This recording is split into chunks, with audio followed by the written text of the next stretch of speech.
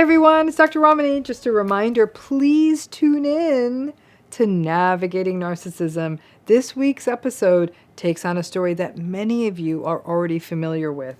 But unfortunately, you probably heard a one-sided take on the story. One of the tough things about when these stories about narcissistic people show up in docu-series and other kinds of storytelling out there, we often kind of maybe, if not glorify the narcissistic person, spend all our time wondering on the why of the narcissist, with a lot less attention paid to what happens to the person who is stuck in this situation. And we often take a rather uncharitable view. So I hope that you tune in to this week's episode of Navigating Narcissism. Like I said, you will not be disappointed. You'll definitely recognize this story. It is a completely different take, a fresh take.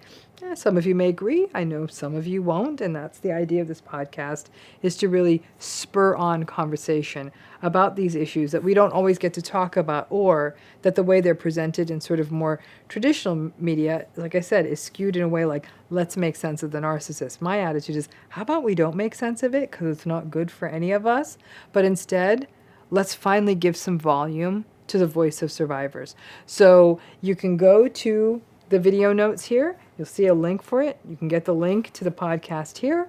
I hope you've already subscribed to it. If you haven't, please do anywhere you listen to your podcasts, and welcome your comments and your thoughts on it. But I hope you tune in. It's very different than what I'm able to do on YouTube because it's a conversation. It's a different way to tell a story. So look forward to having you listen. Thank you again for your support. The podcast is doing well because all of you here from YouTube are actually coming over and listening to it and bringing the wisdom you have about narcissism and narcissistic relationships and listening to it from that point of view. So I'm very grateful to all of you for giving some voice to this project, because the more we can hear the stories of survivors, I think the more that it emboldens everyone and lets people know that there is life after narcissistic abuse. Thanks again for tuning in.